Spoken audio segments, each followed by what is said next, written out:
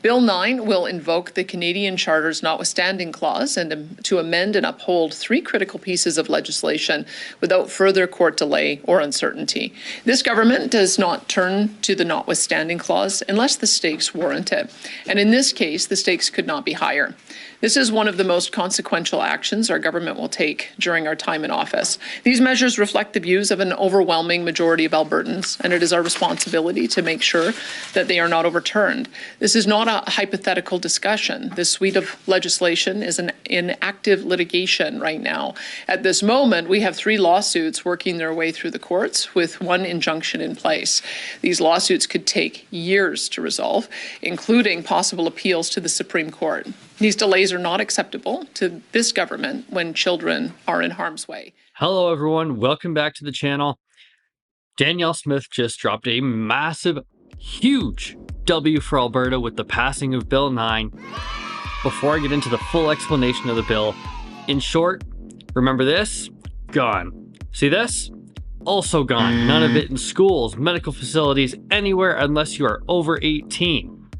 Let's get into Bill 9, and just before we do, drop W's and American flags in the chat. Let's go. Okay, so the Bill 9 itself, if you're to look it up on Google, trying to find it through the Alberta Legislature website, it doesn't really go enough into detail for me to actually show you the full bill and be able to break it down. It doesn't have a whole lot of actual info or a full-on breakdown of the bill. So luckily, using the assist of ChatGPT, I was able to come up with a breakdown of exactly what the bill means and what it does. Okay, so Bill 9 was proposed here in Alberta on November 18th of 2025, so this year. Its main purpose was to use the notwithstanding clause to protect / shield 3 existing Alberta laws from being overturned in the courts. It is also being referred to as a bill that protects the youth of this province and this nation, okay? So the 3 laws basically affect healthcare for transgender or mentally ill youth, school policies around name and pronouns or sexual gender education, ridiculous, I know, and participation in female sports, okay? So what are the key changes that it protects?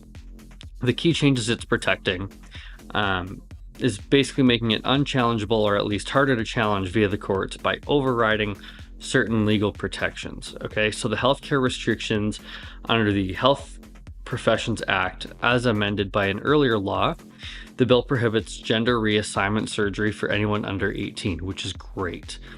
Anyone on the left side of the aisle, doors that way, okay? Don't need these arguments here. I'll start that off early. It also bans puberty blockers and hormone treatments for the purpose of gender reassignment for people under 16. These are things that could be damaging for your entire life.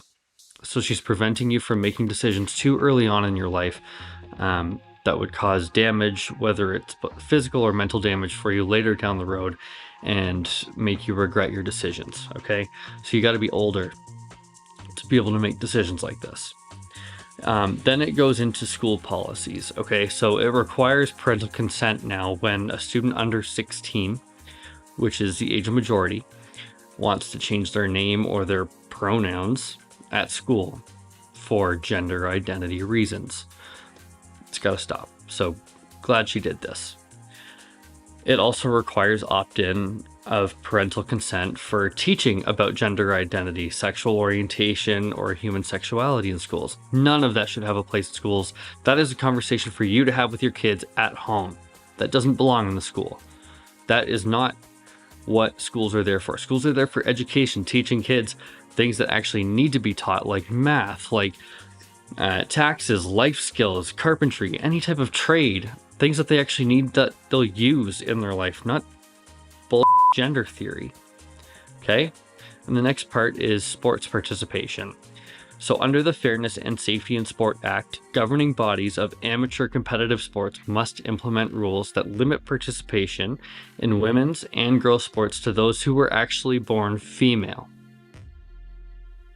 Already saw the big case in the United States at the university level with Riley Gaines and Leah Thomas, the mentally ill individual, which caused a major change in legislation, actually for the better, which is this has already been done in the US. So we're looking more and more like the US every day here in Alberta. Again, drop the American flags in the chat.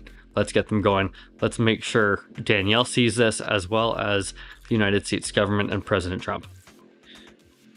So this essentially restricts transgender girls or women from playing in female-only divisions, basically saying that men can't play in women's sports, which I thought was entirely common sense, but apparently not.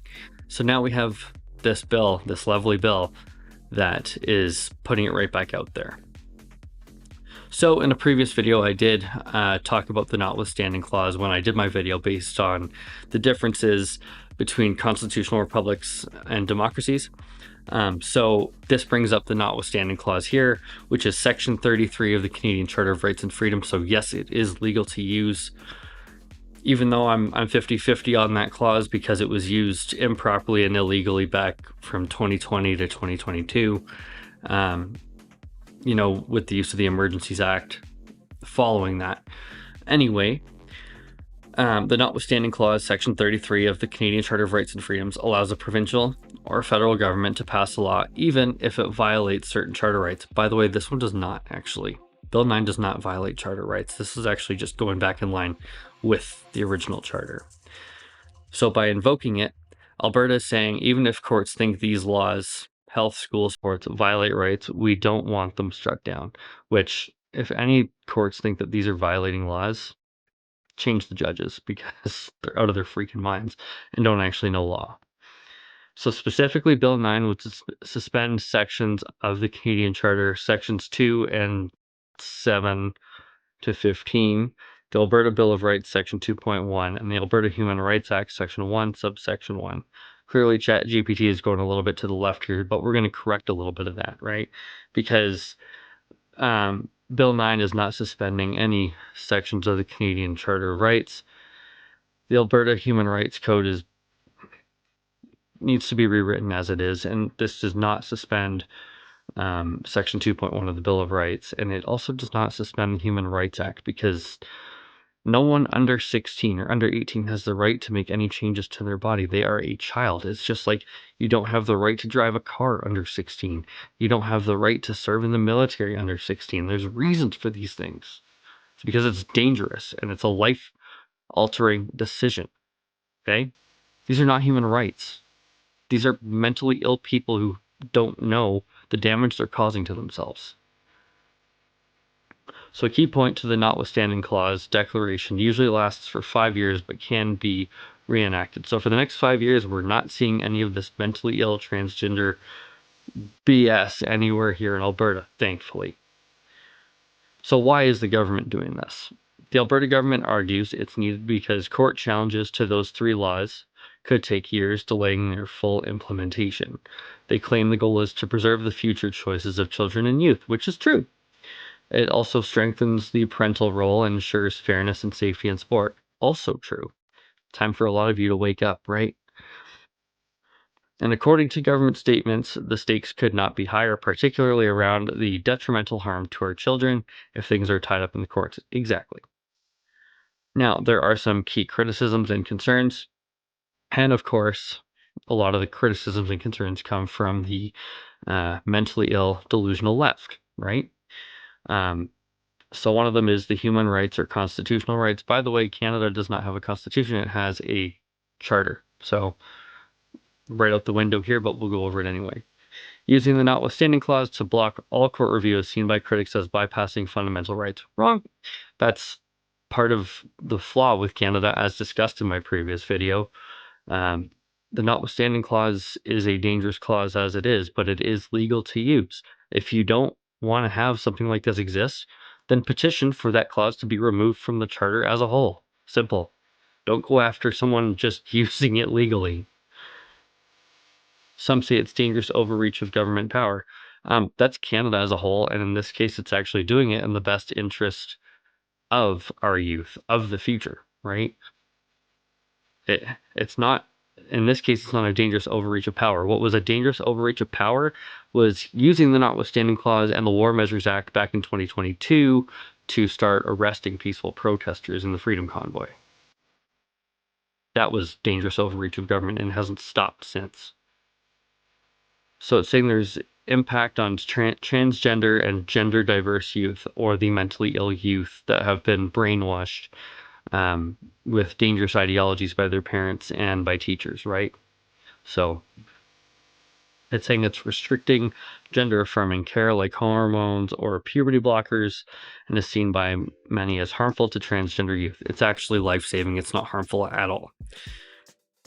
Requiring parental consent for name pronoun changes may out youth to pairs or force them into uncomfortable situations. You mean actually help them learn and grow, that they can't just change their identity because they feel like it, and it might actually get them help, like the mental help that they need.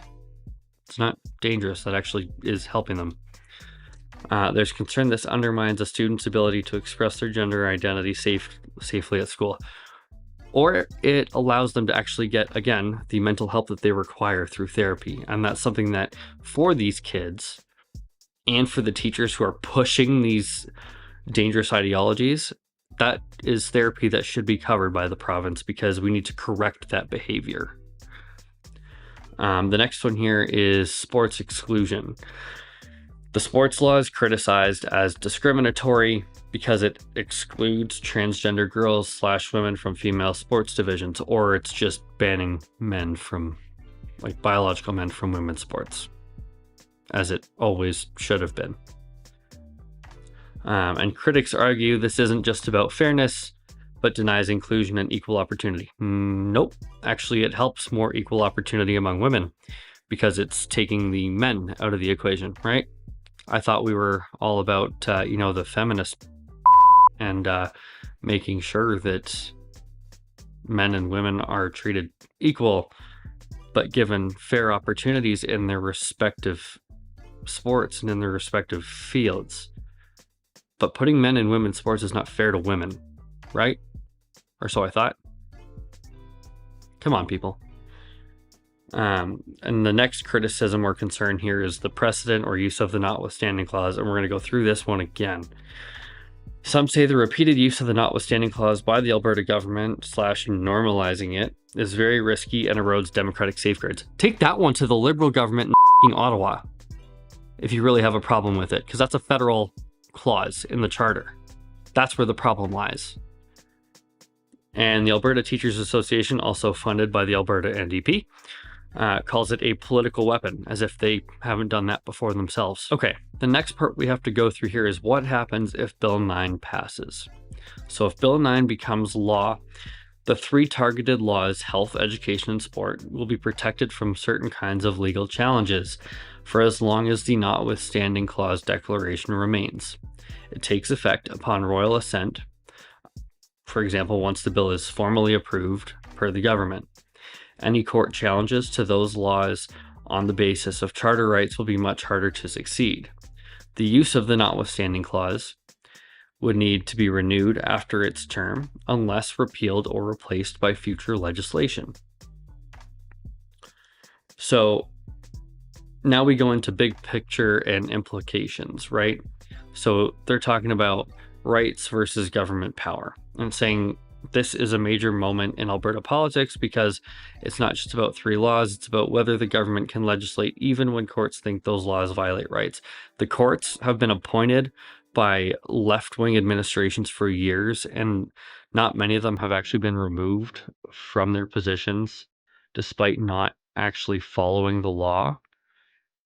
And this is also why Alberta needs to leave Canada, so we don't have that foreign interference, or that interference from Ottawa, who has entirely ignored the West and Alberta specifically for years. And Alberta can actually join a country where there's more common sense in government and there's more restriction and limitation on federal government thanks to the United States Constitution. This would actually benefit Alberta in a huge way. Let's wake up. They're saying there's an impact on trans youth, or again, mentally ill youth. saying it could mean much less access to care, less autonomy in school, and exclusion in sports.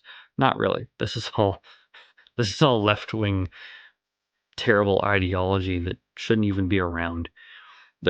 It's not about having less access to care. Actually, it's putting them back in the right frame of mind and putting them back in a position to think clearly and not just be brainwashed and indoctrinated by left-wing propaganda or by their teachers that are being backed by the ATA and the NDP. They're not pushing the World Economic Forum policies and ideologies that are only going to harm the entire world. There's been a lot of public debate over this bill already. It hasn't passed yet. It likely will. It's going to take a bit of time. All right, that's all we've got for this bill. A lot of you are probably taking it as an overload. If you're of the left, if you're a member of the left side of the aisle, like I said at the beginning of the video, there's the door.